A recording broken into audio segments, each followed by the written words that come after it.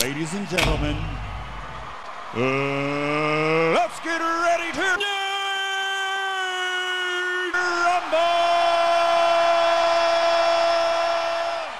Hello, all the HP fans. Welcome to a new concept show we're doing called Nerd Rumble.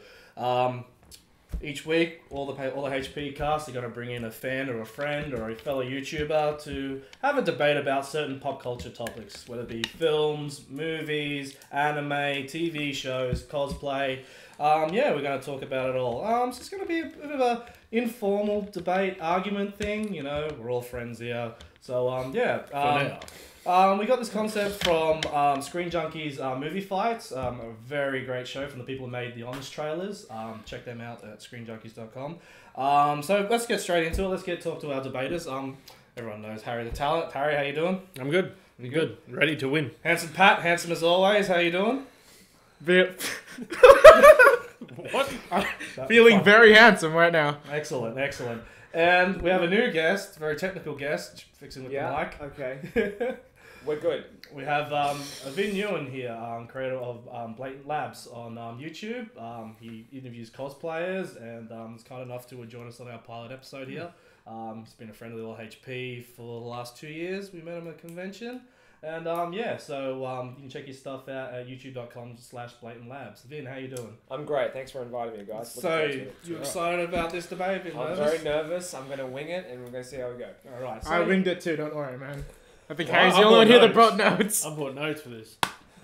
Considering the fact how big your notes are compared to mine, I got nothing. It's not the size of your notes, it's how you use them, okay? But my writing's pretty big. I got one word on this page. Win. That's 3 words. That's 3 one letters, sorry. word. What am I So doing? basically how this is going to go, we have 3 rounds. Each round is a different question about pop culture. Our panelists have chosen their topics and they're going to present it to us and then argue amongst themselves about whether their choice is right. And then after that, if we don't have a clear winner, we'll be going to a speed round, which is 5 quick questions about pop culture where we'll hopefully decide a winner then. And hopefully we'll have carryover champs coming over and other people fighting us, and we might bring a belt in as well. The belt The champ, yeah. I I have a belt. I have a wrestling belt we can use. I like the idea of a belt across my shoulder. So let's get into it. Let's get into all the HP's Nerd Rumble round 1. Which Marvel character do you believe deserves their own standalone movie in the Marvel Cinematic Universe? We'll start with you, Handsome Pat. Okay, I've picked The Punisher, and I know we're all thinking that there were 2 movies before it, and both were... 3. 3, okay, I didn't do my homework. Because apparently one was back in the 80s. Got this one. Dolph Lundgren. Yeah, definitely. I know, but they weren't as great as it could be, and let's face it, that Tom Jane Punisher movie was kind of lacking on the action part. Yeah. But I think that enough time has passed, kind of like Daredevil, where we can see him come back to the screen.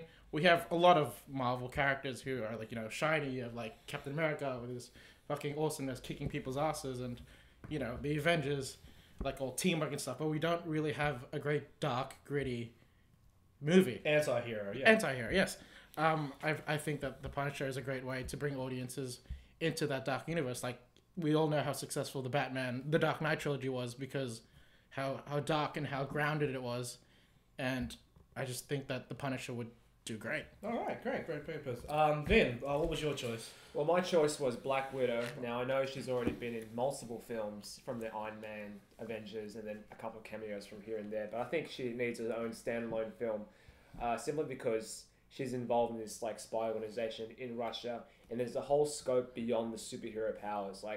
Winter Soldier was excellent because it grounded people into not superpowers, but the martial arts, government, organizations, spy stuff, and then people can relate to that. So it's not just Green Lantern goes to a planet and then there's superhero powers. It's more Earth-related stuff that people can relate to. Yeah. And plus, she's a very strong female figure. She needs her own standalone film instead of tagging along in the group and then being in a sausage fest, i.e. the Avengers, and then with the Hulk, and then that kind of forced romance. I don't know how you guys felt about that. But I haven't seen the movie yet. No, I think it felt very forced, yeah. Yeah. And so I think her own standalone film, seeing her past, very dark, gritty, would be good. Bit of Vladimir Putin. So would you say an origin story? Jokes.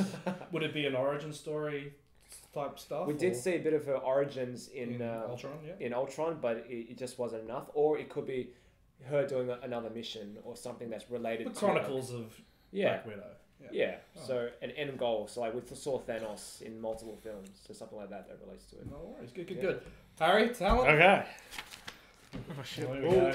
Even though he has his own movies and he's a part of the X-Men, which are awesome movies, I still think one of the best arcs in Marvel, one of the best stories should become a movie, if not its own trilogy, which is Old Man Logan. Okay, so we're not talking about Hugh Jackman. We're not talking about Hugh Wolverine, Jackman. We want Old Man Old Logan. Man Logan. A perfect actor would be Clint Eastwood. Maybe a few years ago, he's getting a bit old, but Old Man Logan. It's essentially a story about Wolverine. He's retired from being a superhero. It's way in the future because, you know, he's slow aging process. So he's one of the last, mutants, heroes still around. And pretty much he's given up that life and gets dragged into this kind of journey across the land to go and revive the Avengers project with Hawkeye. And it's just a great tale. It's a great journey. There's interval parts through the whole series, which you could easily set up for a trilogy movie, especially with all the different cameos from other characters who are still around, villains from the past, new characters. You know, I think you got Spider-Man's granddaughter in there, who she's donned the mask and now she's Spider-Man, and there's just a lot of twists and turns. It's gritty, it's heartfelt. You feel for Wolverine in this, especially with given the back story to how kind of the world went to shit from the villains. Yep. I'm not going to spoil it, but once learning about that with Wolverine, you really feel for him. You know why he gave up being a superhero. So this will be like some type of alternate history connection to the well, MCU. it'd be. I would have to put a standalone movies. Yeah, of course, yeah. Not related to Age of Ultron, Infinity Gauntlet, and all that. It'd be its own standalone trilogy because that way you could have kind of free reign on what happens. If you needed to change stuff for the comics, you can, like a lot of movies do. Yep. But it's just a great dark tale, and everybody loves Wolverine, and it's great. And I reckon that needs to become a movie because it's got all the things to become a good movie. And with your movie, it's obviously like Hawkeye and Red Skull are in it and stuff. So I would have the actors who were in the original series, like Hugo Weaving and You Jerry could Renner, like for and Mark Ruffalo's Hulk. Like, you could. It really depends. If they want to recast it, they completely can because it's not related to the MCU universe. Like it is, but it's a standalone movie and trilogy. So I think if they want to recast, it's fine. Like I'd love to see Wolverine recast because I really don't like Hugh Jackman. He's a great actor. I just think he's a bad Wolverine. He's too much of a nice guy. Skips leg day too. But yeah, that's my. No, that's good. That's three great choices. Okay, so why? Okay, Pat, why do you think yours is a better choice out of these two, and why theirs two wouldn't work? I was really trying to think of something for him, and I haven't thought of it yet. But I think the Punisher is the answer. It's the right answer because even with Old Man Logan, it's still just one comic arc. With the Punisher, you have so many comic books, so many arcs that you can take from, and I believe that the Punisher is more of a relatable story. Like none of this flashy people going around killing each other, wasteland bullshit. It's really just a story about a man trying to get his redemption and fuck shit up essentially. I think with the Black Widow story, like she really is just a side character. Leave the movies for the main characters. And I'd like to apologise to all our female viewers. Many people would disagree. Our opinions Many do not would reflect disagree, that I of think. handsome Pat. But See some nodding heads there. I just, when I saw Black Widow in the Avengers and stuff, I just really saw her as just this filler character who is just put aside as a love interest, and it gave me like no initiative to watch a Black Widow film. Okay, yep. Vin, what's your response to that? Well, that's clearly like the director's vision. The character itself is not a side character. And also, The Punisher, there's a previous film that quite failed. And so if there was another one, like 2 Incredible Hulk movies, if there was a 3rd Incredible Hulk movie, that would confuse a heck of a lot of people. And to respond to you about the Logan thing, I think that would be great as an animated movie. Because in the animated DC universe, there's like different side stories like Infinite Crisis and stuff like that, which allow the freedom of different universes. But for like a major cinematic universe live action, that would confuse a lot of people if it was recasted like Hugo Weaving was Red Skull in this universe and also in Captain America. So if we had like Chris Evans as the Torch, people, thank God people forgot about that. Yeah, well, we can agree on that. Then people were like, wasn't he Captain America and what the hell? So there will be confusion, and I have concern for that. Okay, yeah. So yeah, you brought up an interesting point of like the direction of how Scarlet Witch has been portrayed. Do you think of any director right now who'd be able to give like Black Widow, Scarlet Johansson, who could give Black Widow justice? Do you think there's anyone who could do that right now? Any new director that can come in and do that, or you trust Marvel enough knowing that they could pull that off better if it is a standalone woman's movie? Because like everyone's worried about Wonder Woman. Obviously the DC universe. So like Marvel does lack that strong female character. So, Sure. Yeah. Well, I think you have to look at different aspects of the film. Winter Soldier was an amazing action film. It had amazing fight choreography, and that was done by the Russo brothers, right? Known for their action. But if you want to talk about drama and stuff, I would go maybe Frank Darabont, have a different direction, Shawshank Redemption style. So, and then you put that in the spy kind of genre. It might be a bit slow, but I trust his like writing and direction. Yeah. So. Harry, you brought up Clint Eastwood earlier. Would he be the director of Old Man Logan too? He's had a great one with like Gran Torino and $1 Million Baby. Do you see that him taking that role, taking that dark, gritty? Maybe, because Gran Torino is pretty gritty and down to earth, and so is Old Man Logan in a way. I just want to reply to yeah. So what's your arguments against Black Widow and the Punisher? Okay, right? You say you want a Punisher movie because the others weren't well done. Punisher Warzone was done great for the Punisher character. He embodies the Punisher in that movie. He doesn't say much, he doesn't talk much. It's violence, it's action. That movie didn't get a lot of recognition. That is a great Punisher story. That is exactly how the Punisher is. He starts out as some tortured soul. His family got killed, but then it's not a vengeance story. He just goes mad and crazy and starts killing whoever he thinks deserves to be killed.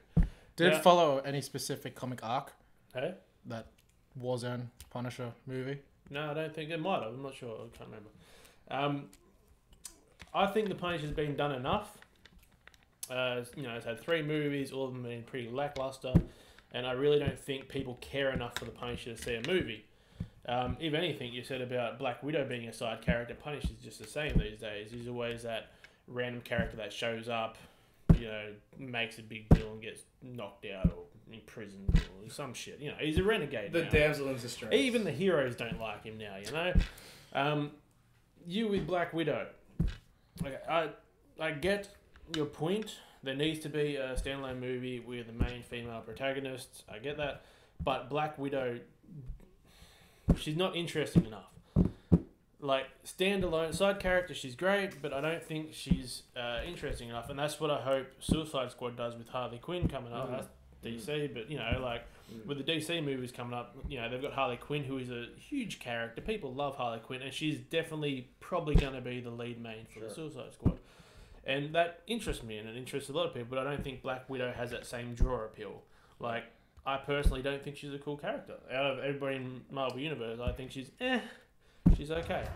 Wow, great stuff. Good arguments. So I just want a quick sum up again of why you think your Marvel character is the best answer for the MCU, and maybe a quick stab at why the others aren't so right. Pat, back to you. I believe The Punisher's the right movie because, we need something different.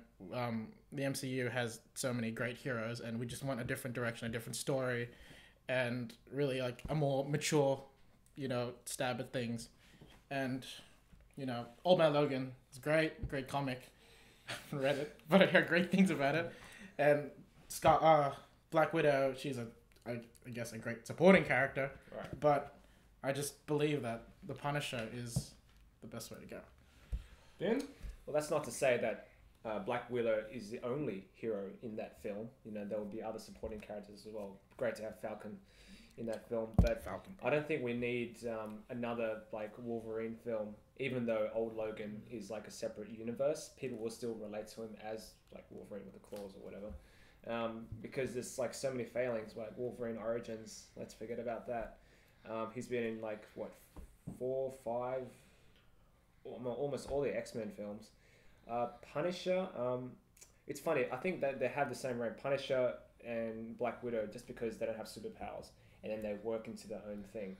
I just think it's still relatable because Black Widow, she's in the Marvel universe. People relate to her, and then having her own standalone movie is not like a big jump for audiences. So that it's like an easing in. So there's almost a guarantee in dollars, so to say. Ant-Man, I'm not so sure about. Good. Again, the Wolverine story would be great for a movie, whether you want to condense it into one movie or a trilogy. Be separate from the Marvel Universe. That way you can wipe out the Hugh Jackman fucking horribleness and all that, and start kind of fresh. But if you want, you can link it back to that stuff. You could have little flashbacks and that. The movie, the comic arc itself, transition into story would be great because it has everything. It's got action, it's got suspense, it's a journey, it has twists. You feel for the characters, even just reading. Sorry for bumping the table. Even just reading it, you feel for it. And if I was to see that done good in a movie, it would be absolutely awesome, especially because Wolverine's promised never to get his claws out again because of what happened previously. And that moment where he finally just lets him out and he's just gone back to the old Wolverine, like, fuck this, that is, I would love to see that done on film. And sorry, but I just think The Punisher has been done so many times and there was always lackluster. At least I enjoyed Wolverine. Black Widow's not a strong enough character to have her own standalone movie. Even you said there would have to be other... You said, oh, she wouldn't be the only hero in there because she can't carry it by herself. And that's sad, but there's more interesting Marvel female characters. Just quickly, you said obviously the origin of why Wolverine doesn't bring his claws out, and like with what the results of what that happens, what's shown in the comic, would you use the cast of that universe? Like, 'cause obviously we're taking liberties of like the whole Marvel 20th Century Fox thing doesn't exist, in this debate, obviously. So like, would you take advantage of that, like to have those characters, those actors be a part of that story? Well, you could recast everybody, like, because it's its own standalone series. You could recast, or if you want to, just for the fun, connect it to the universe, the Marvel Cinematic Universe. You could have those previous actors, like you could have Iron Man in there. You could have the Hulk. You could have Captain America, which are all shown in the flashback in different points throughout the story. So if you want Chris Evans and Robert Downey Jr., they could tie that in and get a little bit of that. What about the X-Men? Like the X-Men from obviously... Well, that's hard because it's a different Yeah. movie company. You'd probably have to recast them. But again, this is what I would like to see. And honestly, you probably couldn't... I don't know. It depends who does it, who makes it, what studio's making it, how that goes. But in a perfect world, if you could get them all... Yeah. It'd be amazing. Yeah. In a perfect world. In a perfect world. Yeah. We're always for a perfect world. All right, great stuff, guys. Great stuff. A lot of great arguments. Really love your choices. Pat, with The Punisher, you had some great points. The dark, gritty realness, that's a bit relatable. Something different. I didn't win. In the MCU. I just feel, though, with 3 films already done, and the marketability of the character, and, there are certain characters already in MCU that are sort of like Punisher already, I think don't really sit well, but you did raise some good points. Harry, Old Man Logan, great standalone story and stuff and all that. And good direction and stuff like that, and what can happen with the cameos and stuff and all that. But as you said, because it's so far away from the MCU, it's what's going to be part of the MCU. It's just it'd be a very broad thing, and I think Vinh brought up a good point of it might actually be better handled off as an animation.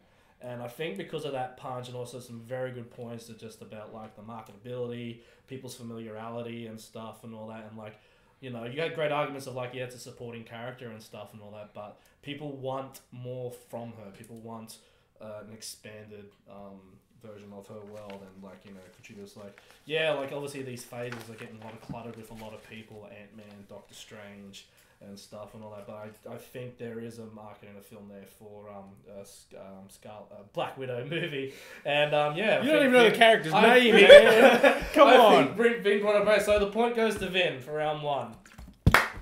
Thank you. See, you had nothing to worry about at all, Vinh. Okay, good fight. So right, round 2. With the Fallout 4 trailer hitting last week, a lot of excitement. Going Super out, keen. Bethesda going out big before E3. And so that got us thinking about post-apocalyptic worlds in video games. So I bring this question to you, fellas. What was the best post-apocalyptic world in a video game? And Harry, I'm going to start with you. Okay, got to go with Fallout 3. Just going to stick with Fallout 3. I know 4's coming out. New Vegas was in there too, but Fallout 3, the originally redone one, because 1 and 2 with the top-down click adventure. Fallout 3 was just a whole new thing. The first person, it looked beautiful at the time, and even now, if you're on PC, mods still make it look beautiful. It's great. It's a good story. Like the basic storyline's great. You know, you're trying to find your father. You escape the vault, you're trying to find father. But along the way, there's so many different side quests, so many different things to do in the game. I got so many notes on it. It's ridiculous. The replay value is through the roof. Every time you replay it, you don't have to. Different stories. You can be a different character, different way you choose things. You got your perk systems, which make sure the game's never going to be the same twice. You know what I mean? Got so many things. I'll save your points for the later argument, but yeah, I just wanted to get your choice. Initial Fallout 3, the OG. This is great. Okay, Pat, your choice? I picked The Last of Us. The Last of Us. 2013 game. It was very recent. Of course I did, man. I've got this sudden obsession with this game. Because we're talking about best post-apocalyptic game. I think The Last of Us was near perfection. Like everything about the story. Wait, are we supposed to talk about our points later or now? No, you bring up a summary, just like what you think. It was this near perfect game. Like everything about it was thought out and planned, and just executed perfectly. Why? Okay, shit. You can bring some points. Like you can bring some points of like why. Okay. I think that. Okay, well, there are a lot of reasons for it. It's just like how I wrote down a crap load, but it really boils down to the three elements of this game, where you have the stealth element where you've got to walk around and not be seen, and it mixes perfectly with the combat element where you've got to scrounge around for items and for ammo and create these weapons out of nothing, and you have this, exploration element where you look around, you've got to find ladders to find and climb up buildings and shit. But I think they've perfectly, seamlessly combine the three to make this beautiful game. And let's not even begin about the story between the two characters, because it's just amazing. Okay, Vin, what was your choice? Well, he took my choice, but my second choice is the Walking Dead Telltale series. I didn't see that coming. Season 1 and 2. Discounting the comics, discounting the TV series. If you just played the game, which my friend did, you fall in love with these characters from episode to episode because you see them grow. You see them evolve, because Lee was a prisoner, taken prisoner. All of a sudden, he had a car crash, and then he has to take care of this girl, Clementine, and then you see her grow and the grittiness, and then becoming an adult, grown up. And then the gameplay itself, while it's fairly linear, you have multiple choices, even subtle hints. You can be silent in conversation, or you can be aggressive or paragon. There's just multiple ways of playing a game, so the replay value's there. Gameplay-wise, it's not too bad. Story-wise, it's amazing, and it has a similar relationship with Joel and Ellie. So I think it has a whole package. If you're going for, if you're a story player guy and you're not so much action guy, this is the game for you. Good choices. Okay, Harry, let's go through some more points of Fallout 3 and why you think those points are better than they pretty much just said it. Why Fallout 3 is a better post-apocalyptic game, and I'm going to do this game because Last of Us and Walking Dead, I love them both, especially Walking Dead, Telltale. That's great, especially Lee and Clem, great story. But their stories, they're good stories, but the gameplay is very linear, especially the options in Walking Dead. You can choose different options, but it always leads to the same outcome no matter what you pick. And that's what you're watching. You're watching a good story. You can watch a movie, same thing. Whereas Fallout, there's multiple endings, multiple decisions that do lead to different outcomes, different ways you can play. You don't even have to, do an option if you don't want. You've got different teams to side with. Just as a game, the voice acting's on point in it. The music in it sets a great vibe for, what, 30s to 50s, around that era. That's super awesome. The events in the game, there's so many WoW events, like number 3 where you first leave the vault after doing the tutorial level and everything. You come out, bright light, goes away, and you see the fucking wasteland. The whole, as far as you can see, is just decimated. It looks like the world's gone to shit. Walking Dead, you got your zombie apocalypse going on. Things are still there, still heaps of, things to scavenge and supplies and stuff. Last of Us, again, like the towns and everything's got ruined, but there still are like I don't know, it doesn't have that apocalyptic feel to me, like Mad Max and all that type of stuff. Even Escape from LA and all that. The gameplay is simplistic but fun. As a first-person shooter for the most part, you can play it third person, but it's fun. I'm gonna have to cut you off there, Pat. God damn it, Pat. I'm glad you're prepared. Pat, you've Last of Us. Now, I just want to stress to our audience here that as the judge, it's not a personal preference. I'm basing my decision solely on the arguments that these people present. Pat, I personally love The Last of Us and stuff and all that. So, like, I want to hear your argument. I want you to explain to me professionally that why Last of Us is the best. Okay, when you ask the question, what is the best post-apocalyptic game? Fallout 3 was great. Like, there are so many choices, but sometimes quantity isn't quality. You want to pick the game that is near perfection. Like, I think The Last of Us, the human aspect of it makes it great. With Fallout 3, there are so many gaping bugs in the game that, like, even just walking, it looks like you're skating on ice. With the AI with The Last of Us, like, you can't play the same game twice because whatever you do, something or somebody is trying to kill you. But you can. It's still very linear. It's still very linear, but it does the same path every It is. time. It is the same path. That's true. But what For a casual gamer, do you think they would replay through it 3, 4, 5 times? I did. Compared to Fallout. Okay. I still play Fallout. I still play The Last of Us, but it's the little things as well. Like, if you take a corner, if you try and rush your enemy AI is so smart that they'll try and flank you from the side. With Fallout 3, you can easily run in with a gun and just what's it called? Fact check, Dave.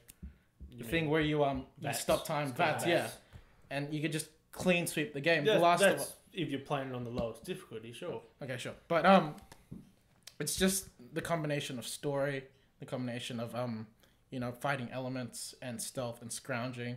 I think The Last of Us is the best game. Vinh, like Well, let's just put the facts out there. Fallout 3 is a huge game. You have, like Skyrim, you have so much choice. You go out there, no one's holding your hand. You're essentially doing whatever the heck you want. But unfortunately, with those hundreds and even thousands of choices, you're limited by the kind of the overall relatability of certain characters. There is a reason why Walking Dead has a season 2. Because people love the characters.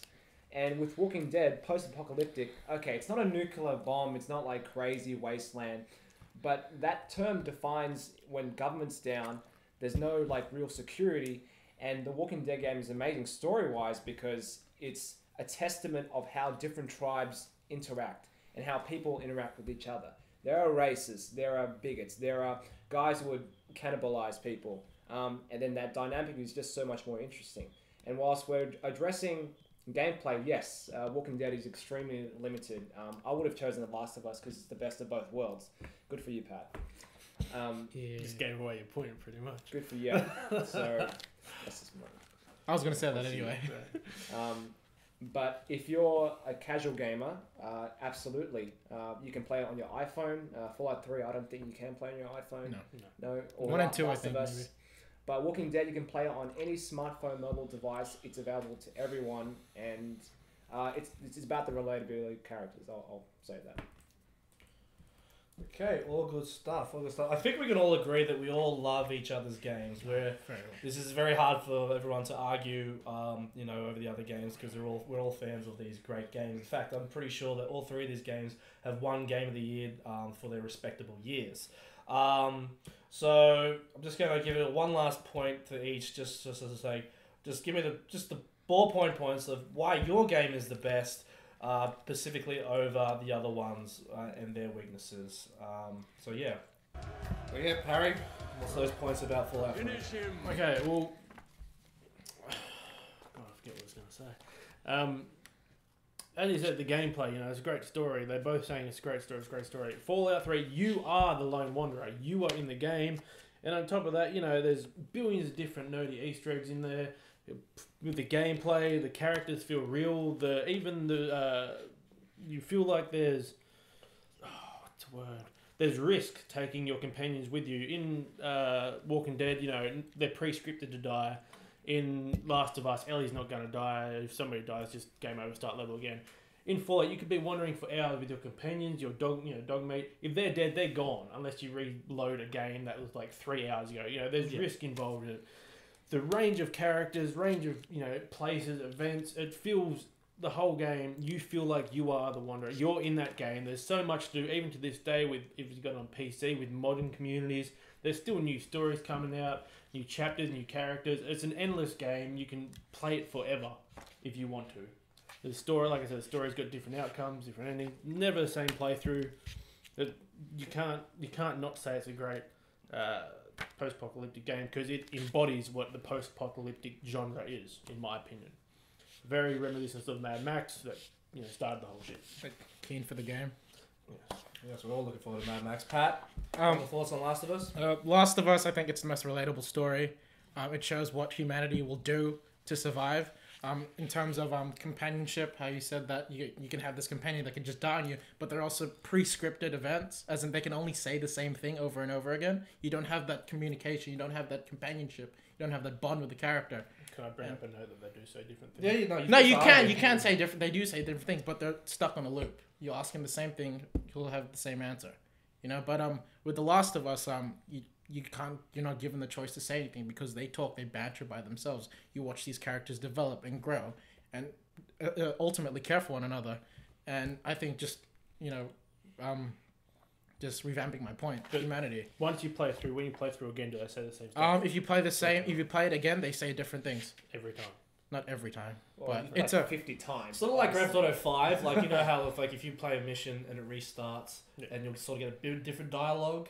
Yeah, it's sort of like it's a variation on the dialogue. a lot of It's people. like walking past any NPC where they say something random. Like not random, but I'm just saying like it's random scripted. But like a lot of people don't know with The Last of Us. If you finish it and you'll say if you play the game again, they'll talk in a sense where you're already aware that you finished the game. So they'll flesh out more characters for replay value. And Well, I think it's a clear case of sandbox game versus linear, short, sweet story game. If you're talking about time, there is absolutely no comparison because you have a freedom of choice there. But there's no question, Walking Dead, it's going for a third season, I believe. They're working on that, so it's clearly popular. Fallout 3 was 2008. It's taken them 8 years to develop something. That's on top of Fort New Vegas. Oh, that was made by Obsidian Gaming though, like not Bethesda. Bethesda has this thing where they take a long time to make their games, but they make them really You gotta well. think like how excited are people for number 4 that just got the trailer just got teased a few days ago. Okay. People are up in arms about it. Right. It's a very loved game. No, I saw the reaction. It's amazing. The fact that there's a TV series, a second spin-off, a comic book series, But they all came before the games. Yeah, but The Walking Dead's also very niche, as in you can talk to people who play the show. A lot of them don't even play the game. It's just this side story. Well, it works for everybody. There's different groups of people. I know people who watch TV series, play the games, and vice versa. It just allows for a greater universe to be out there. And I think the advantage of Walking Dead over Last of Us is a group dynamic. You have the core characters, Clem and Lee, but then throughout the 5 episodes, you still have 3 or 4 other characters that, yes, there are predetermined endings, but so does Fallout 3. How many endings was that Fallout 3? There's a bunch. 6, bunch. I think. And No, let's just one say- for each comma. So it's bad, mid, good, and Okay, let's just say there was 6. But there's the endings, but then there's also the wrap-up endings, which depending what you did in the Wasteland tells you what happened to that faction, that clan, that Yeah, sure. Let's say there was 6 Fallout 3 endings. That's still predetermined. I think certainly the path to get there is different, and you can have 20 variations of it. But season 2 was fixed with they had Telltale fixed that by having 6 or 7 multiple endings depending on your choice. But still predetermined for all these games.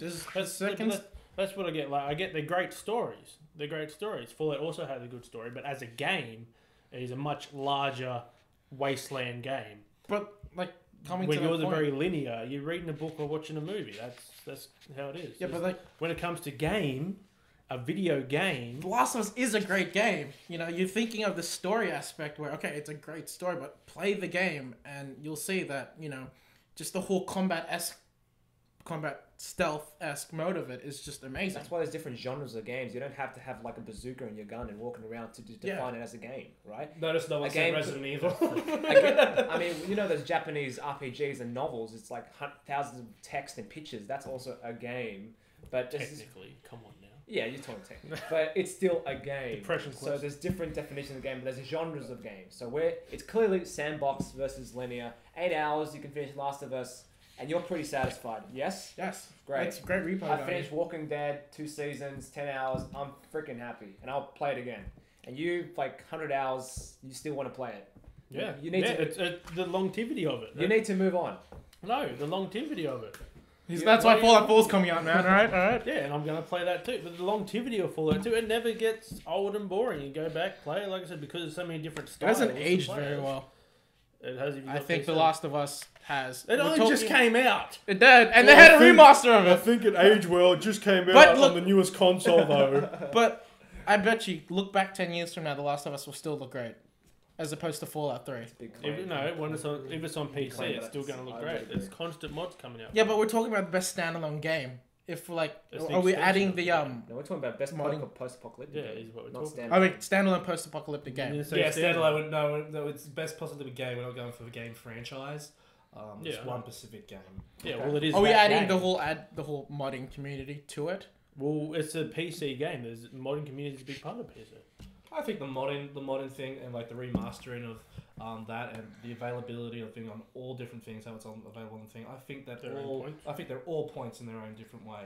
And as you said, like you've all brought up the point that there's all very different games based on everyone's different tastes. Yeah. They're all great games in their own genre, so it's all based on the genre that people prefer. I'll just say one more thing, by the way.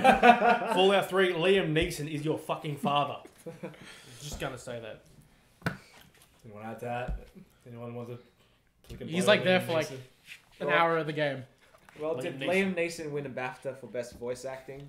He's No. in Taken. Oh! He's in Taken 1, 2, 3, 4, 5, 6, 7, 8, 9, 10 though. That's 10 too many. There's only needed to be one taken. He is Qui-Gon Jinn. Oh yeah, the Phantom Menace. You're gonna bring that up in your argument too. That's minus a point. Listen, Yeah, Qui-Gon Jinn was the best part of the Phantom Menace, right? We're not getting We're not getting into it. about Star Wars. That's a different There'll be question a Star altogether. Wars episode, I assure you, once closer to when The Force Awakens comes out. But yeah, loving the passion, loving the argument, and like yeah, it's just like. You know, Vinh, you admitted like you wouldn't usually choose The Last of Us, but yeah, you've hit on strong with The Walking Dead. yeah, good job. I didn't even see that coming. There was Man. a few The, points the there. strengths of your choice, like you know, with the different choices and the character relatable and stuff.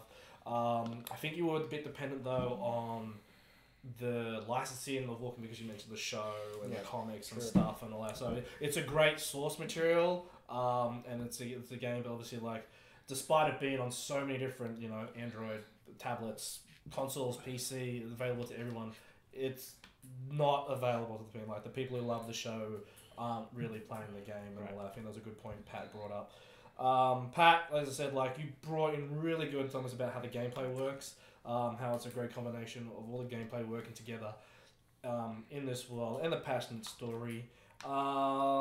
I just don't think you didn't bring up enough about the actual post-apocalyptic world of The Last of Us. I did think about that one. You know, it's Should've- like, should've it's done It's that. a very emotional Should've, story. yeah. You know, it's like it's considered like it could be like The Road. In the same way, enough about your opinions about The Road.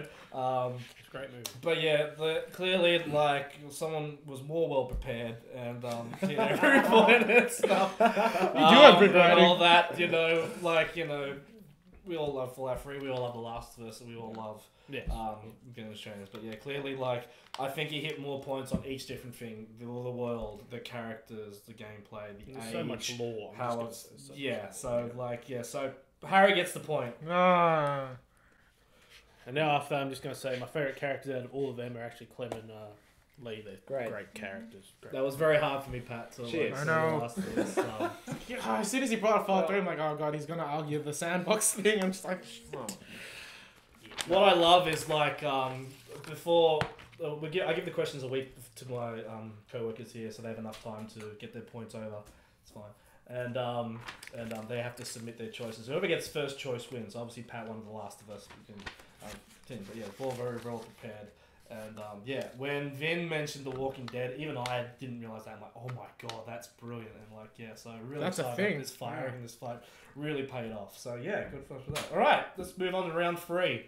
Harry and Vinh both have a point. Pat, you're still one behind. If you do win this though, you will tie it up as we go into the speed round. So yeah, hopefully we can get into that. All right. You win.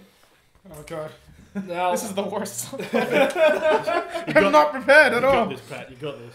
Right, all the HP and BlatantLabs, we owe a lot of our passion and love for pop culture and cosplay because of conventions. We're all Sydney-siders here in Australia, and yeah, it's just like, so I thought I'd bring up something that's brought us all together. Let's see what the best argument is of like, what is the best Australian convention for pop culture and nerd needs?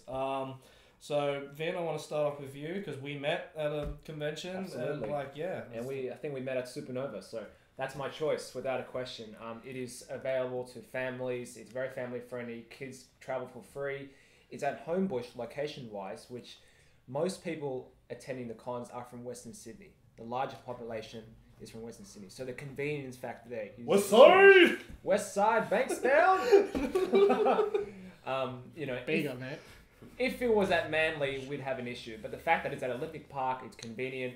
There's every single pop culture that's relatable to everyone. My sister, who planned to go, is not a geek at all, but she's come in Star Trek, and everyone knows Star Trek. So whether you're a casual fan, hardcore fan, there's something for everybody, and the celebrity guests make it so much better. The panels are great. Artist Alley, if you're an indie sort of guy. And the cosplay, I believe, is the strongest because it's kind of that premier place to be. And it also holds the Madman National Championships, so there's sort of a prestige factor there. They did inherit that from Animania, though. Well, Animania, where's that gone? Exactly. Yeah. Shout out to Animania. Rest in peace. And it's not a niche. It's not like Smash where it's more anime focused. So if you're isolated from the anime community, then go to Supernova because it's for everyone. Good stuff. Supernova. Yep. Okay. Harry. Well, I chose EB Expo. I thought it was the best laid out con in Sydney because like the way I took the question is what was the best pop culture convention, and not like pop culture as a whole, but like pop culture. To define the question, like obviously video games is a part of pop culture. Yes. It's more just like it depends. Like it's not an electronics convention. Okay, yeah. It's not a wedding convention. Obviously, it's pop culture. Like So- so, it can be about one niche thing. It doesn't have to be yeah. all pop culture. That's why I chose It's EB just, Games. it was just an umbrella word to put over Yeah, it. So, and that's why I fine. chose EB Games Expo because it was great. Like I thought it's spacious, it was nice. Everything is set up nice, and every little gaming area has its own little atmospheric area. And you know, the cosplayers are still all there, and they have events and competitions and guests. Just But cause. maybe not as much as Supernova, but Supernova also has a lot of problem with how it's set up. But we'll get into that soon. But yeah, for that I just chose EB. Fucking tap on the table. I chose EB Expo because I think it was best laid out and most fun convention I went to. Good. Pat, handsome Pat. I picked Smash Smash. because also personal preference. It's my first con, and I did meet a lot of people there. But on like a proper level, it's spacious. Recently they moved to the Rose Hill Racecourse, I think, and great move. Like because in the old place it was in the Sydney Exhibition Centre in Darling Harbour. Yep. I think it was like it's big. There are 4 is it 2 arenas, right? No, 3. There's an outside Darling part. Harbour? No, at Rose Hill. Oh, yeah, it was 3 arenas. 3 arenas, so that's a lot of space, each having its own different categories. And I think with the cosplay section, everybody cosplays any event now. You don't. Yeah. It's even though it's typecast towards anime, people go for games. And like how you mentioned, Artist Alley, guests. That I think that's standard for every convention now. And even though Smash doesn't Not do it EB as Expo. well. Yeah, but mine's got video games. No, but like there is an Artist Alley for EB Expo, isn't I there? think so. There Yeah, is. independent artists. Yeah. Okay. And just even though it doesn't do Games is an art form, people. It is. it is. It very well is. Even Support the independent developers. buy games. Buy them. Sign up to my Kickstarter.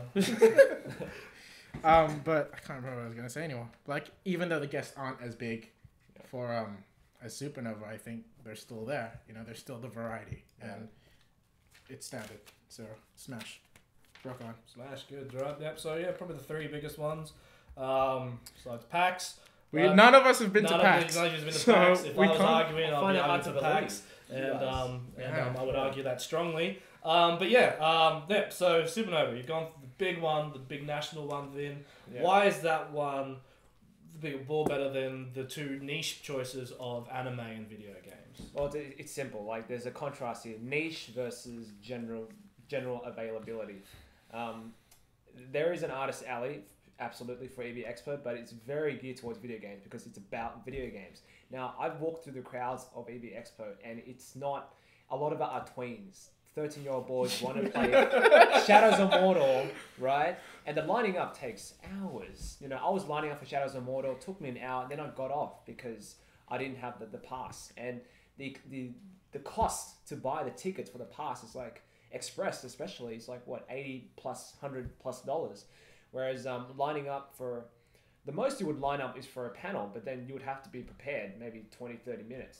But What about lining up For me, to meet people hours plus? 4 plus hours. $100 to get something to sign or a token or a picture with. Yeah, the lines at EB Expo. Well, this is my experience. You know, per playthrough for playing, you know, Dead Island or whatever, it's like 3-5 minutes. Whereas with a photo, yes, the line is physically longer, but they're there maximum 10 seconds per photo for a celebrity. And so I have like the mental consciousness to say, okay, the line is moving along. Whereas Shadows of Mordor, I see 5 people playing, 10 minutes. It's agonizing to see people play. Well, that's not true.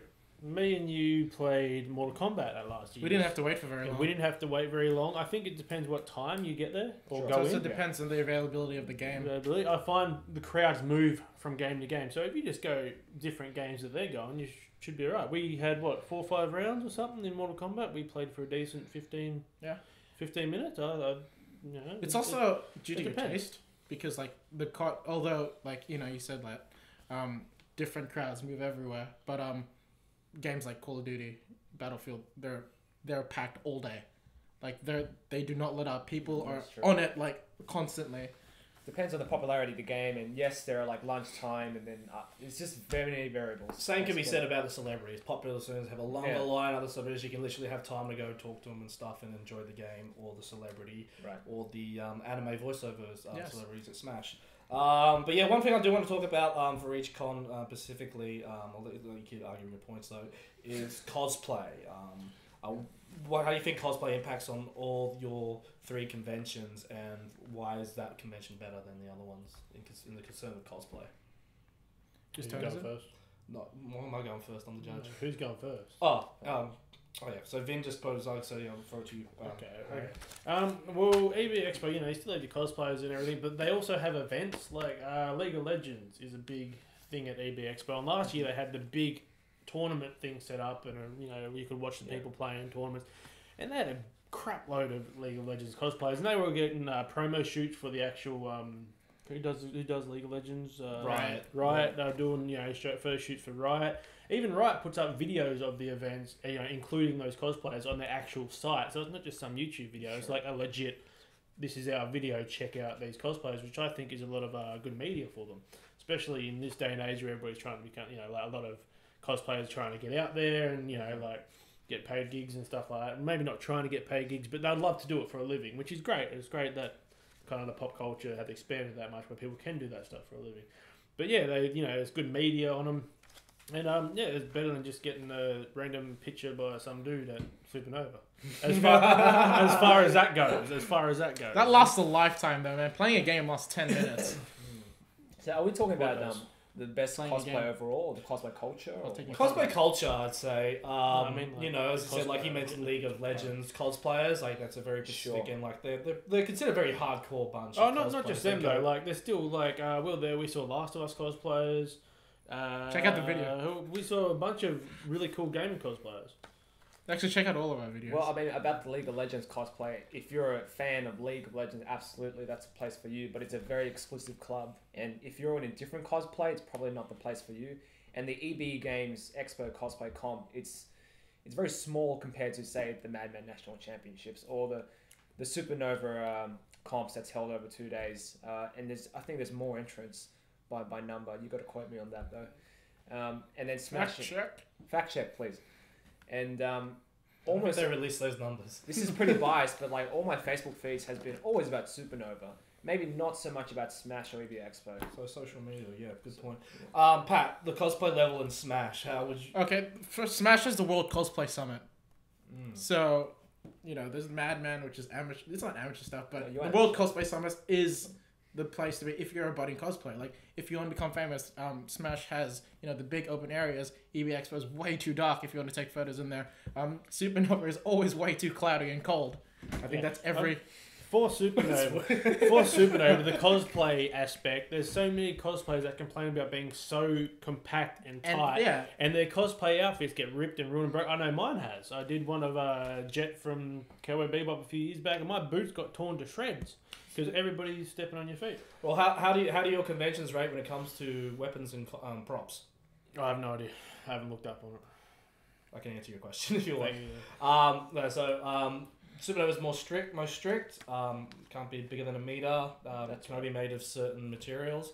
Smash is a bit more lenient. They ask that you do submit your weapon in, but they're easy. You can easily get your weapon for photo shoots and stuff and walk around side because it's a bit more outdoor open area compared to thing. In EB Expo is the least lackluster security ever. I think a security guard will come check your weapon. Okay, that's not metal. That's fine. And Yeah, but that's it. EB Expo has people lose their kids, man. That's true. There is a shot game that we play for every child that gets called to the announcer. You take a shot. It's not the convention's problem if there's a bad parent there. It's Right? valid because Supernova is popular. Simple as that. If you're walking empty, then clearly no one's intending. Yeah, but Supernova is stuck in the dome. And you know, I just want to mention about Supernova. You have EB Expo. It's mainly video games for all ages. You know, different genres for whatever you have a taste in. They also have the different event things like last year you had the Evil Within maze thing. They have little event areas set up like that. That was really cool. Yeah. Now, Supernova, you have a store you can buy stuff from. A store you can buy stuff from. If you go up some more, there's the same store you can buy What stuff if you from. turn left? That's all there is. And in the middle there's a wrestling ring. That's pretty cool. I'll give you that. But everything else is just money. It's just money. There's not really any cool entertainment stuff. Okay, with EB Games Expo, you have every 5 minutes. Come here and pre-order this game for yourself. That's money right there. The Evil Within maze is all about you to buy the game. Buy That's the all game. it's about You don't money. have to, It's though. marketing. You can't go up. You can't go and be like, oh, can I wear that cosplay costume from your shop for the day? But you just can't and then say they're doing it for charity. It's promotional to It's buy promotional. the The game. whole But it's idea of optional. the EB Games Expo is to promote the EB store. Yeah, but it's optional. Whereas in Supernova, like 5 in 6 shops are about just selling anime products or just selling blah blah. They're just all cash. They don't have that little extra events that you can be like, oh, that's really cool. I'll think about it, even though it's promotional. They're not like, here, have a free shirt. You know, like, oh, here we could set up this cool room about this type of anime or this pop culture thing. I feel So that swag. swag, pretty much pack swag. I feel that Swag beats all. I feel that Smash is also very communal. Like they do give a lot back. They do have a lot of competitions and stuff. But I also the biggest gripe I have with EB Expo is the whole ticket system. You have to buy a session time instead of a day pass. You have a twilight session and a daylight session. Sorry. Yeah, the bottle's not happy too. Yeah, and it's that really pissed me off. You know, but they did give us media passes. So Yeah, I want Give you a media pass. No, if you're talking about media passes, Comic-Con, they gave me one, literally. I didn't even Well, say no my one name. mentioned Oz Comic Con. Yeah. I think there's a reason why none of us have picked Oz Comic Con to take. day pass, night passes. but it just doesn't work, man. Like it's real money grabbing. I would So you're argue- saying Smash is more community based and stuff, while EB Expo is more money grubbing and stuff. And even because you said that the majority of the Western Sydney cosplayers go to Homebush because it's so close, dude. Smash is at Parramatta, man. It's like even closer than that. EB Expo is at Homebush too. I just don't understand how EB Expo can be set up so spaciously compared to Supernova. I think they open up They open up 3 holes, the middle one part. across Which from if it. Supernova did, No, that would make it'd be so much better. no, I agree absolutely. Structurally, Rise Supernova has some issues. It's always crowded, but simply it's the most popular. That's it. Right, good stuff. Just want to get a bit more. We do have a bit more time. I just want to hear one more thing. Just if you can sum up in one sentence. Is this our What- closing argument? Yes, this is your closing moment. I just want in one sentence. why your con is the best. Just so like you were doing like a simple ad campaign in MX magazine. Okay. Like, you know, just a little blurb that will sum up your convention. So yeah, Supernova. I came to Supernova 4 years ago as just I didn't know anything apart from Napoleon Dynamite. So it eased me way into the culture that maybe some other cons wouldn't, because it's so hardcore, or it has a niche thing, or what if I don't play video games? Am I exempt from EB Expo? So Supernova has like a bit of everything. Yes, structurally it sucks and it's crowded, but those are like the choke points. If you're away from those choke points, it's cool. There are many things that needs to improve, but no doubt the cosplay comp, there's two of them. There's Madman and the like standard and advanced. So there's different levels of people to enter comp. If your cosplay sucks like I do, cardboard, you can enter like the newbie section, and you won't feel ashamed. But the cosplay is great. There's lots of stores, vendors, and there's just a great social gathering. And there's no night or day pass tickets. Just one ticket, one day, that's it. Harry? Okay, well, yeah, like I said, there's games, you know, there's atmosphere. It's atmospheric. There's video games for all ages, different genres. You know, yeah, you may be like, oh, I don't play that game, but there's enough variety of games. I'm sure there's something you play, especially if you're into pop culture stuff. Like, so many people these days are gamers. Like, nearly every person you talk to plays video games. And not my parents. Well, but they would love to go to Supernova. Same with cosplay. You know, like, yeah, you said, oh, you might not be part of that niche, but there's different groups and there's general cosplayers still there, and it's just, if you do want to get some media attention, you just cosplay as that, you know, like the League of Legends group, and you'll get a full proper game developers video put up of you and stuff like that. Also, they sell alcohol on premises, and I know that's a big one for you. I've got no bias to this. awesome. Alright, drunk Sir Dave, there's no bias. That's what's up. That's a Pat, finish it up. Just the thing that okay, both of your cons are also really great, but there's always one thing that exempts it from being the perfect con. Like, okay, the Twilight Session, the whole day pass crap, that's the big no for you. And with Supernova, this is great, but you know, the size and everything's cluttered. But I think Smash is the best con for even casual people. Cosplayers, I think it's the biggest con for cosplayers because you do have the World Cosplay Summit, and I just think the atmosphere is better. It's community based, and also with EB Games Expo, I feel that to really enjoy yourself, you have to push yourself through the line. You have to play the games. You know, that's the reason why you buy the ticket, to go see video games. You know, cosplay is just a side thing. Same with Supernova.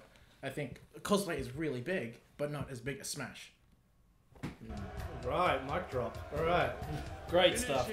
I think, you know, we've all attended these conventions and we all have our good memories and bad memories of it. You both brought up good points about the marketing stuff and the money for value, and you both brought up good points about the family. You know, both for all ages. You know, when it comes to either gaming or just the general niche, the whole span of pop culture. And obviously, you know, the cosplay aspects. You both have two different opposing points of the clutter and crowdedness of Supernova is getting too big for its own britches. Like, it's, you know, it's great and stuff, and it is the biggest con out of it, but that biggest has led to its own problems. Your spaciousness of EB Expo is, like, you know, it's a good plus and stuff like that for cosplayers, photographers, and people enjoy. But it is restrictive with its tickets, and generally because it is a trade show. It's a bit of a trade show where, like, all the developers communicate with each other and stuff. But yeah, not to, you know, force attention or anything like that, but I'm gonna have to give it to Pat because I thought he brought some really good points about community. And so it's like, yeah, you know, great strong cosplay, but used to could not really argue about Smash. He didn't bring up points about what's bad at Smash. You were very good at both knocking out EB Expo and Supernova. But that's why I stayed quiet. Yes, just both of you just couldn't find a bad point about Smash. It's like, yeah, it's had some location changes. It's pretty hard to find a bad point about Smash. No, yeah, same, yeah. So, like, yeah, so Pat, you get the point. Alright, so this has put us into a three-way tie. Now we can do this So we can do this two ways. We can do a tiebreaker question, one quick question. And actually, no, I think I'll put you all three in the speed round actually, because none of the choices are multiple choice. So we're gonna go into a speed round. I have 5 quick questions to ask you all. Basically, how this works is I'll ask you a simple question, and first thing to come to your head or what you can answer quick. If you both say the same answer, whoever said it first gets to argue that point, and then that person who came second has to pick something else to argue that point. So just to give an example, if I was to say best Star Wars film, and both Vin and Pat said Empire Strikes Back, but he said it first, he'll argue Empire Strikes Back, he'll have to pick another one, and you've said one already. And I just want a quick blurb, just like, this movie is the best because blah blah blah, it's got this, it's got that, blah blah blah, blah blah blah, and yeah, just simple speed round, just moving along. So each question is worth a point each, so obviously we'll get a leader, and if we do a tie, we have a tiebreaker question as well. You ready for the speed round, gents? You've all been good fighters, and so let's get into it straight away. Speed round, okay. First question. Best anime set in a high school? High School of the Dead. I can't take it back? No, let's take your first answer. Set in a high school. Crap. Have to be a high school or high school students. I'm gonna have to get you. This is called a speed round. Okay, Great Teacher Onizuka. Great Teacher Oh Onizuka. god, that was gonna be mine. Good shit. Not as good as High School. Go on, Pat. I'm gonna pass. Pass. Fuck All it, I right. don't It's know this between shit. Harry and Vin. Why is Okay. High School of the Dead? Great characters, great story. It's funny, it's action, it's thriller. It's, everything in there for the people that like it. There's boobies. There's zombies. There's violence. It's just a great story about them trying to escape high school because there's been a zombie outbreak, and the things they ran into along the way. Time. It's great. Vin. Okay, for those who are doing a teaching degree and aren't motivated, watch GTO because it's unorthodox methods of teaching that inspire students to do great things. It's Dead Poet Society. Robert Williams. He's doing great work. God, you're done. Like, yeah, I'm gonna have to give the point to Vin on that. There's one. so many holes in that story, though. All right, you're in the lead, Vin. Question 2: best health restore or health pickup in a video game? Best. Best, yeah. Like personally best. Okay, Streets of Rage. All the food and chicken. Yep. Scott Pilgrim. Food. The game. All right, I'll have to take different game, sort of the same premise. Yep. Metal Gear Solid 1 Rations. Rations. Right. All right. You went first, so Pat, you go. Oh shit. I think the whole food system works because it's not just a health restore. There's also RPG elements to it. Eat specific kind of foods. It'll upgrade your character in specific kind of ways. And it's also, it really fits well with the whole retro thing. Scott Pilgrim is a very retro game. I'll beat 'em up and crap. Yep. And it's perfect fitting. Yep. Time. Vin. Metal Gear Solid Rations makes sense in the Cold War kind of vibe. You can kill snakes and bugs and stuff like that. Combinations of food as well, so you can get different health effects. Very versatile. Can't do that in Metal Gear Solid 1. Sorry. Sorry. Oh yeah, that was small Metal Gear Solid Snake Eaters. I have to rule you out. Okay. Streets of Rage, because as you said, it's retro. Streets of Rage is one of the originals. Knock over a trash can, you see a full chicken there glazed or nice. Halfway through a fight, you get it. You even hear him say that cool, chicken, every fucking time. Doesn't make any sense. It's great. Why is there a chicken in a bin? Because they're hungry, they need it. It's great. Somebody threw it out, rich neighborhood. They go Why around is it beating people glazed? up. And in honesty, Scott Pilgrim's just a rip off of them old beat 'em ups, and that's one of the originals. That's what I was looking for. Time. You got it. Yeah. Harry's got the point. All right. Third question. Best movie starring Tom Hardy. Warrior. Starring. Doesn't have to be the lead role, but like. So he's got Warrior. Rock and Roller. Rock and Roller. Mad Max. Mad Max. Yeah, that's it. Then you go first. He's good in that movie because he lets the females do the work. Oh god! And he lets Charlize Theron take the role. That's it. Some good points. That's some great points there, Then man. Harry. Rock and Roll, a great Guy Ritchie movie, got all that twist and turn. Tom Hardy plays a really cool character in it. His What's the character's name? The gay best friend of Gerard Stop Butler's hitting the character. Is, I can't remember what his name is. But So great. he's got funny lines, funny dialogue. He's a cool character, and I think Time, Pat. Tom Hardy does this visual transformation of himself. Tom Hardy is a British actor where he plays a working Shut collar. up and give him the point. He plays the working collar fighter. He transforms himself visually, vocally, and with acting chops as well. Like he portrays the MMA fighter. Yeah, the Pat, I'm best. going to give you the point. Well done. Plus Alright, Kurt Angle's in the we're movie. back to a tie again. Okay, All right. 2 points. Fourth question. Best cartoon dog. Dog. Dog. What? Best cartoon dog. Snoopy. Snoopy. Cat dog. Cat dog. Scooby-Doo. Scooby-Doo. Pat, you go first. I think Snoopy is it's the forerunner of all dogs. Everyone knows who Snoopy is. Even though he doesn't even talk, and he already has presence in the movie, or not even the movie, in the TV show he's in. People think of Charlie Brown, they think of Snoopy first. He's the dog that transcends through the ages. Vinh. The fact that you have a cat and dog symbiotically together, there's a true dynamic in how they work. Like one's fairly smart, the other's stupid, and then how they go through situations is so interesting. Each episode is exciting because you're thinking, how do they get out of that problem or situation? And just the stupid dialogue, it's great. Cartoon Network, simple animation style. Nickelodeon rocks, basically. Harry. Snoopy is more famous. Not Snoopy. Fucking Scooby-Doo. Scooby-Doo is more famous than all of it. For generations, Scooby-Doo cartoons. There's movies. There's products. Scooby-Doo and Shaggy have this bro feel. The show is called Scooby-Doo. He's definitely one of the most famous cartoon dogs. More so than Cat Dog. More so than Snoopy. Everybody knows who Scooby-Doo are, young and old. Everybody. Yeah. Okay, based on the arguments, I think you were just talking about why yours is better than his, but you didn't actually bring up some points. Why is the best? Then you were more arguing about the actual show than the actual character, so I have to give to Pat. Okay. All right, He solves fucking crimes. So you're on 2 and you're on 3. He solved crimes. It was a So dog. Pat, if you win this next point, you win. If Vinh or Harry wins, they will it's a go into a tiebreaker. Fifth question.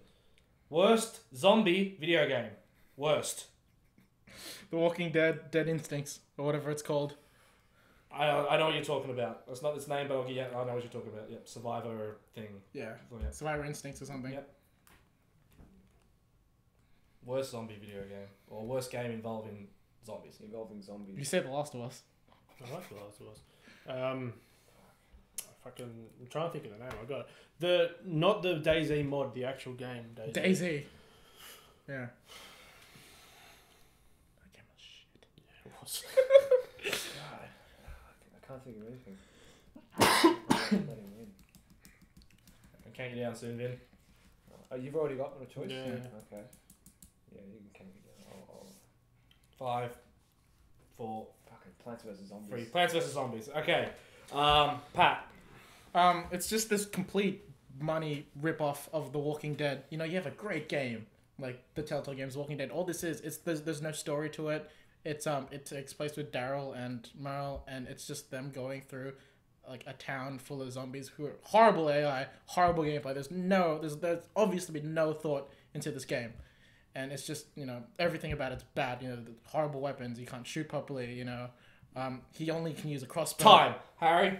Okay, if you're talking about buggy, DayZ, the standalone game, not the mod. Everything in that game wasn't as it was promised. It was promised to be like the mod, but better, but it wasn't. Everything was buggy, nothing worked, the zombies ran faster than you and could catch up you. They followed your direct pattern. You were dead as soon as you saw a zombie. It was glitchy, it was horrible, the sound effects was off. It was just a horrible experience. Time. Vinh. Plants vs. Zombies, the whole premise of that is stupid. Yeah. Super fun. Tower defense is just mindless. There is no endpoint Super apart from popular. killing flowers. So what? Or zombies. So what? And then the in-game purchases makes you buy more shit. It is a useless game. You don't get any educational value or entertainment value. You're just wasting time on getting to Central 30 minutes. So what? It's a shit game. Can I mention DayZ No, there's costs $40? No. Alright, based on your arguments, this is a tough one. You got some very good points about the mod, Oh, God. but the fact that it is a mod, No, it's a standalone game. It's a standalone game. Sorry, the standalone game over the mod. It was based on the mod because the mod was Armor from Armor 3. Armor 2. Armor 2, sorry. Yeah, it's just like because it's based on an original game and stuff. He also was a cash in on like a licensing as well, but he did give us reports a lot. It was a bad game, and then very passionate argument. But I see a very personal argument about probably one of the most popular ISO games ever. Got some flashbacks there of buying the game. At least people play that game. At least Daisy has a community. So I'm going to have to give the point to Pat, so Pat wins. Thank you. You win. Alright, well, that was something. That was an emotional roller coaster, I think. Pat, you were slopping down there at the beginning and stuff and all that, but you pulled That out high school one, man. I had no idea what to pick. I don't agree with your decisions, Dave. Well, That's right. well, Harry, when you become judge, then you can make your decisions. That's Obviously. how you treat your guests, man. Alright. This is how we treat our camera crew, our sound operator. But yeah, Vin, I want to thank you very much for coming along today. With this concept we came up with, I really love what you brought to the table. Very, very passionate, very logical and stuff, and all that. Like, you're worried about not being prepared, but like not even seeing the concept of the show. Yeah, great job. Thanks for thinking it all. Really proud of Vin. We'll probably link his channel somewhere in the bottom. Yeah, in the description. YouTube.com/BlatantLabs. Vin does some great interviews with a lot of Sydney-based cosplayers. Very nice black and white theme, and really gets personal with what they find important about cosplay and the community and what's their passion and drive. So check that out. Even the handsome Pat's done it in the view, and hopefully me and Harry will soon be in one of those videos as well. Hey, the invitation's there. Vin, have you actually been in any of our videos before? Like any of our interviews or sketches? No. That's right. I remember you were Marty McFly at Sipping Over, and I had to hunt you down to do an interview, and I could never find you because you were always traveling at 88 miles per hour. Is he that Doctor Who guy? Too fast. Shut up. Harry, I'm very proud of your preparation and Thank stuff you. and all Thank that. you. I know you're very cynical when you're stroking his beard. As long as I won the he's Fallout holding round. back in reserve. Like, as long as I won the Fallout round, that's I the put one. all of my money on the post-apocalyptic one, and I lost. I'm like, I'm gonna lose this. That's right. So yeah, it's just like you can be prepared as much as anything, but it's like it's based on the passion and the heat of the moment, and like you can prepare as much as anything, but it's the other arguments and the counter arguments that sort of get you at the end. Then obviously in the speed round, you were able to like think on the fly better and stuff. So yeah, so this is a new concept. Like and comment what you think about it, what we can do. Give us to improve questions. The show. Even suggestions for questions too. That would really help us out. And so like this is a tweaking process. So hopefully we'll find our own stride. And I don't know. This is going to be probably an hour and a half video. So we'll have to. Oh, shouldn't be. We'll see. We'll work on 40 the concept. minutes. But yeah, just let us know what you think about it. And we're always looking for our friends and YouTubers to help join us and be the third man on our panel. So if you live in Sydney and you're interested, and They give us have a message. camera. And Yeah. We need a camera. Also, even comment and stuff. Some questions you'd like to hear us debate about. That'd be good. Pat, you want to answer anything? No, I think you guys covered it all. No worries. Once again, I want to thank Vinh Nguyen for coming in. All the guys are all the HP, Handsome Pat, Harry the Talent. I'm Sir Dave, and we'll see you again in another Nerd Rumble. Take care. Vote for the credits. 9, 8, 7, 6, 5, 4, 3, 2, 1, 0.